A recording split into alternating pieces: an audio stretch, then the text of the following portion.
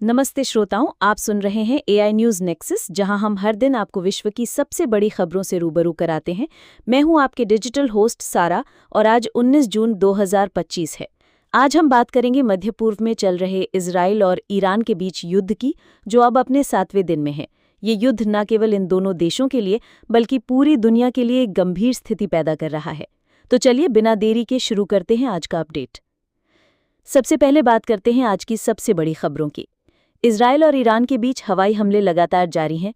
आज सुबह ईरान ने इजराइल के दक्षिणी शहर बेरशेबा में सोरोका मेडिकल सेंटर पर एक बैलिस्टिक मिसाइल से हमला किया, जिससे अस्पताल को भारी नुकसान पहुंचा। इस हमले में कोई मौत नहीं हुई, लेकिन 4 लोग गंभीर रूप से घायल हुए हैं। इजराइल के विदेश मंत्री गिदोन सार ने इसे एक युद्ध अपराध करार दिया और कहा कि इजराइल ईरान के खिलाफ अपनी कार्रवाई तब तक जारी रखेगा जब तक मिशन पूरा नहीं हो जाता। दूसरी ओर इजराइल ने ईरान के अराक हैवी वाटर रिएक्टर पर हमला किया, जो ईरान के परमाणु कार्यक्रम का एक महत्वपूर्ण हिस्सा है।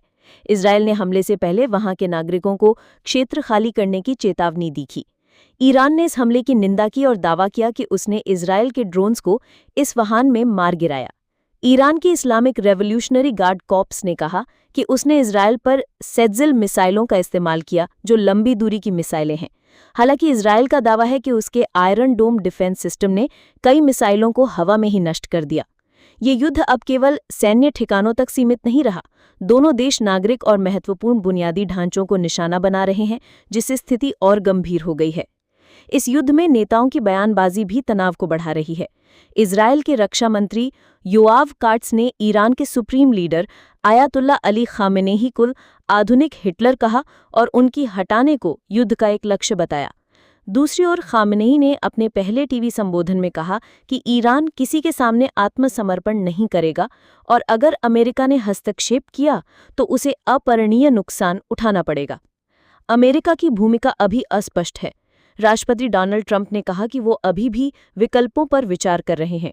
बुधवार को उन्होंने ईरान से बिना शर्त आत्मसमर्पण की मांग की थी, लेकिन गुरुवार को कहा कि कोई नहीं जानता कि मैं क्या करूंगा। CNN के अनुसार ट्रंप के शीर्ष अधिकारी इस बात पर चर्चा कर रहे हैं कि अमेरिका ईरान के परमाणु ठिकानों पर हमला कैसे कर सकता है बिना पूर्ण युद्ध में उलझे। रूस ने भी चेतावनी दी है कि अमेरिकी हस्तक्षेप बेहद खतरनाक होगा और इसके अनियंत्रित परिणाम हो सकते हैं। विश्व स्वास्थ्य संगठन के प्रमुख टेड्रोस अधानोम घेब्रेयेसस ने अस्पतालों पर हमलों को घटिया बताया और दोनों पक्षों से संयम बरतने की अपील की। साफ है कि ये युद्ध न केवल इजराइल और ईरान तक सीमित है, बल्कि इसमें वैश्विक शक्तियां भी उलझ सकती हैं। अब बात करते हैं इस युद्ध के प्रभाव की। सबसे पहले इजराइल की मिसाइल रक्षा प्रणाली पर दबाव बढ़ रहा है। एक अमेरिकी अधिकारी के अनुसार इजराइल के पास एरो मिसाइल इंटरसेप्टर्स का स्टॉक कम हो रहा है। हर 24 घंटे में इजराइल मिसाइल डिफेंस पर करीब $285 मिलियन खर्च कर रहा है। अगर ये स्थिति 10 से 12 दिन और चली तो इजराइल की रक्षा प्रणाली कमजोर पड़ सकती है। ईरान की स्थिति भी बेहतर नहीं है। इजरायली हमलों ने ईरान की बैलिस्टिक मिसाइल क्षमता को आधा कर दिया है। अब ईरान केवल कुछ मिसाइलें ही दाग रहा है, जबकि पहले वो 40 मिसाइलों का बैराज दागता था। ईरान ने इंटरनेट पर अस्थायी प्रतिबंध लगा दिया है ताकि इजराइल साइबर हमलों से नागरिकों को निशाना न बना सके। आर्थिक प्रभाव भी गंभीर है। तेल की कीमतें बढ़ रही हैं। गुरुवार को ब्रेंट क्रूड $78.29 प्रति बैरल तक पहुंच गया, जो पिछले 5 महीनों में सबसे ज्यादा है। अगर ये युद्ध और बढ़ा तो वैश्विक ऊर्जा बाजार पर भारी असर पड़ सकता है। होस्ट मानवीय नुकसान की बात करें तो ईरान में 550 से 600 लोगों की मौत हो चुकी है, जबकि इजराइल में 24 लोग मारे गए हैं। दोनों देशों में हजारों लोग विस्थापित हुए हैं। भारत ने भी अपने नागरिकों की सुरक्षा के लिए कदम उठाए हैं। गुरुवार सुबह तेहरान से 110 भारतीय छात्रों को लेकर एक फ्लाइट दिल्ली पहुंची।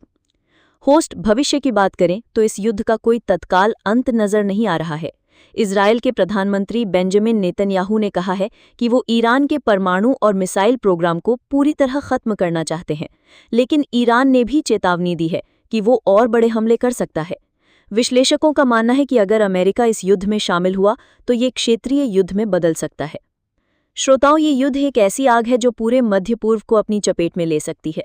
दोनों देशों के बीच तनाव दशकों पुराना है, लेकिन अब ये खुला युद्ध बन चुका है। सवाल यह है कि क्या कोई राजनयिक समाधान निकल सकता है या ये युद्ध और भयावह होगा? आप क्या सोचते हैं? हमें अपने विचार कमेंट बॉक्स में ज़रूर बताएं। हमारी अपील है कि आप अफवाहों से बचें और केवल विश्वसनीय स्रोतों की खबरों पर भरोसा करें। इस युद्ध के हर अपडेट के लिए हमारे साथ जुड़े रहें। आज के लिए इतना ही। अगले एपिसोड में हम फिर मिलेंगे। तब तक के लिए सुरक्षित रहें, जागरूक रहें। आप सुन रहे थे AI न्यूज़ नेक्सस और मैं आपकी डिजिटल होस्ट सारा आपसे विदा लेती हूँ। नमस्ते।